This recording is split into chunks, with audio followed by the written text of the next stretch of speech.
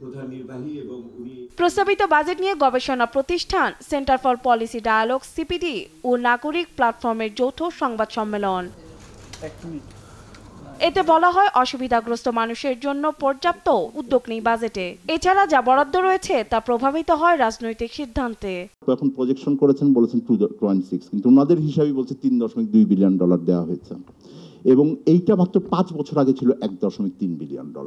বড় আকারে যেই ঋণের পরিস্থিতি পরিবর্তন হচ্ছে এইটার কোনো বড় আকারে স্বীকার করা হয় নাই। অর্থনীতিতে 3 চ্যালেঞ্জের বিষয় তুলে ধরেন বক্তারা। জানান পিছিয়ে পড়া মানুষদের সুরক্ষা দিতে প্রস্তাবিত বাজেটে আশ্বস্ত হওয়ার কিছু মেলেনি।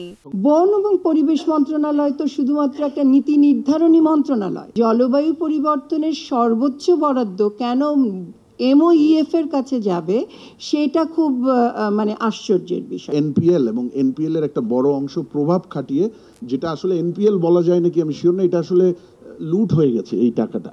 তো এই জায়গাটা বন্ধ করার জন্য political governance, banking governance, technical solution, তার কোনো কিছুই আমরা দেখিনি। বর্তমান সরকারের অবস্থান দুর্নীতির বিরুদ্ধে জিরো টলারেন্স নীতি। তবে বাজেটে দেয়া হয়েছে কালো টাকা সাদা করার সুযোগ। একে নীতির বহির্ভূত বলেন টিআইবি নির্বাহী পরিচালক। বাংলাদেশে ঋণ খেলাপির পথ প্রদর্শক, বাংলাদেশে ব্যাংক জালিয়াতি লুটপাটের পথ প্রদর্শক, বাংলাদেশে কর ফাঁকির পথ প্রদর্শক, বাংলাদেশে অর্থ পাচারের পথ প্রদর্শক তারা কিন্তু এখন রাষ্ট্র ক্ষমতায় অন্যতম শক্তিশালী।